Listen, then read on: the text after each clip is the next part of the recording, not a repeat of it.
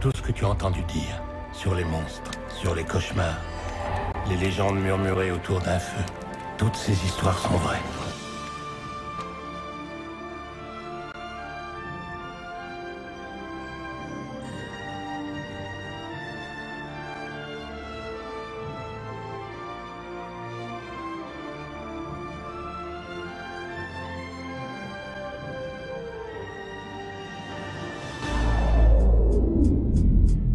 Il était une fois. Non. Il ne faut pas commencer de cette façon. Vous risqueriez de croire qu'il s'agit d'un conte de fées. Certains éléments d'un conte de fées. Les dragons, les griffons, les elfes, les fées, etc.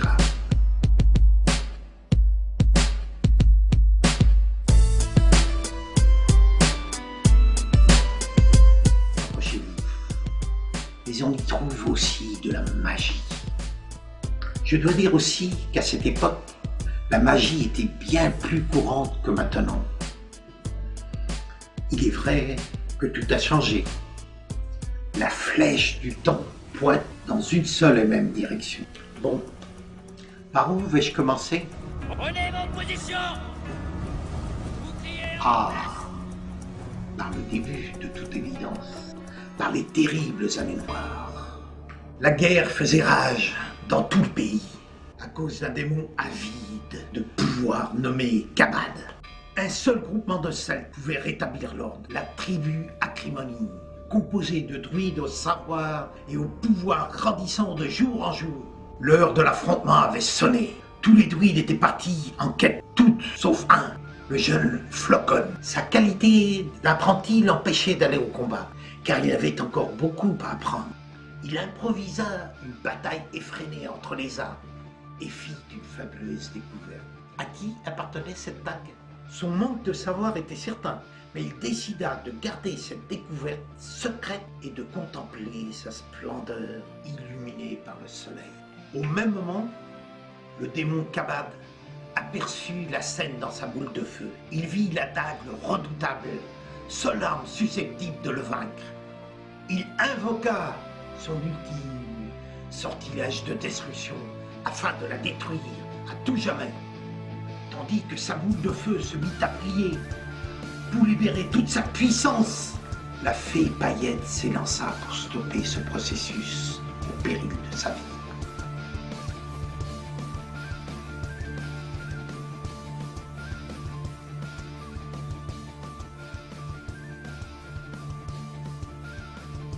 Kabad, affaibli et fou de rage, dut trouver rapidement un autre stratagème. Il décida de se laisser capturer par la tribu Acrimonie et d'aller lui-même récupérer la dague sacrée.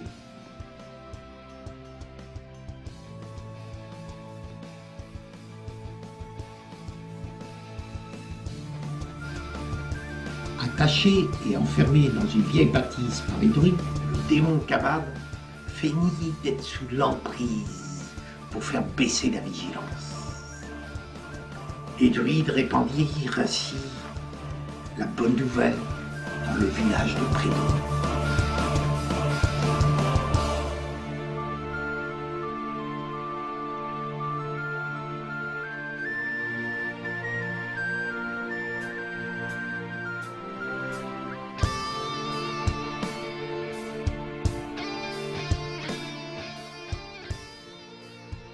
Tout d'abord, auprès de Danu, guerrier chaudronnier, responsable du maintien du feu sacré.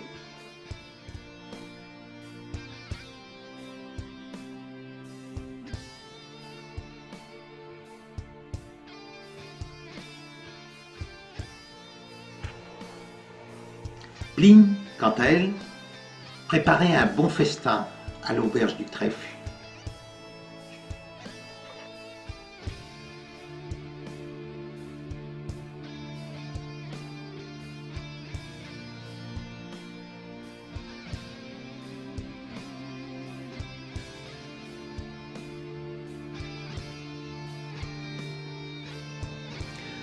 Pendant ce temps, Dagda, chef de la tribu Acrimonie, testait de nouvelles concoctions.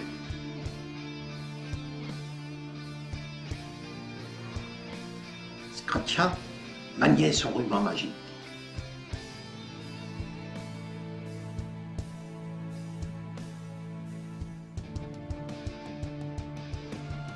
Ah ah, les lutins, toujours là quand on s'y attend le moins.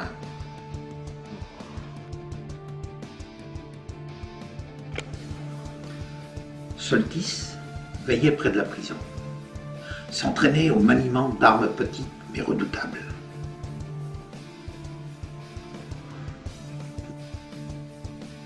Et Homme, forgeron responsable de la fabrication des armes enchantées, travaillait sans relâche.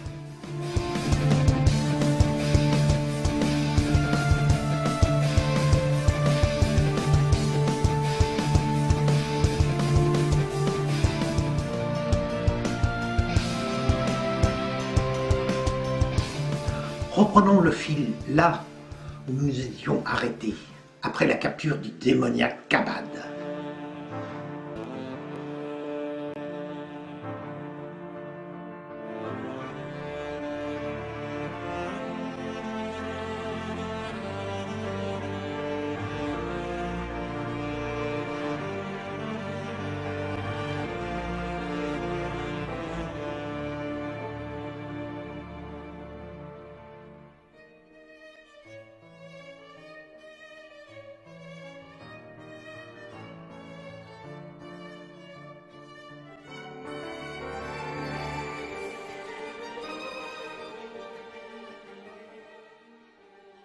La druide Pline accueillit ses hôtes à la taverne autour d'une bonne suif chaude.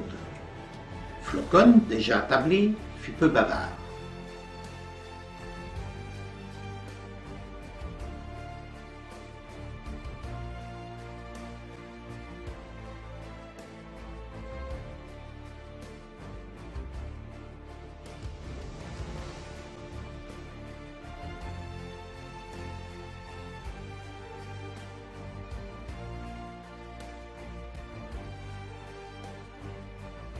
Il se leva brusquement lorsque le druide Dagda s'intéressa de près à sa découverte mystérieuse.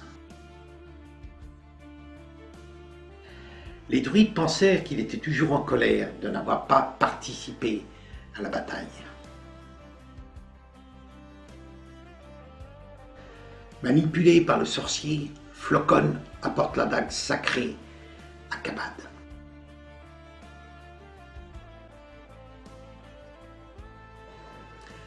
Mais le druide déluge trouva cela très étrange et inspecta sa soupe. Un ensorcellement. Tentant désespérément de résister, il se fit poignarder.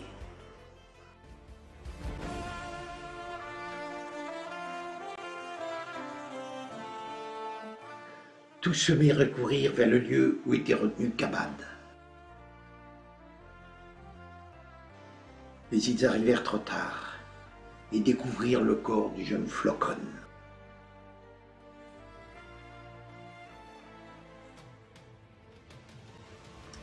Dans sa fuite, le démon Kabad n'eut pas le temps de récupérer ce qu'il était venu chercher, la dague. Débuta ensuite une poursuite effrénée dans la forêt enchantée bordant le village.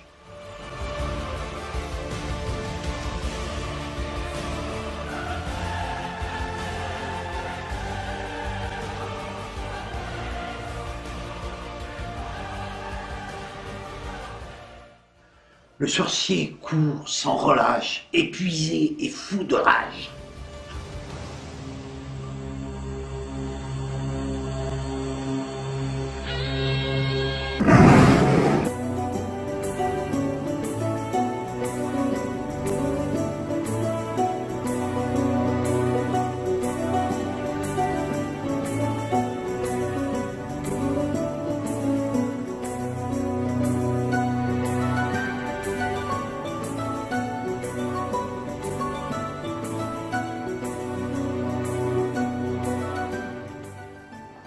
Pendant ce temps, le druide Déluge resta auprès de Flocon pour guérir ses plaies, avant de rejoindre sa tribu affaiblie.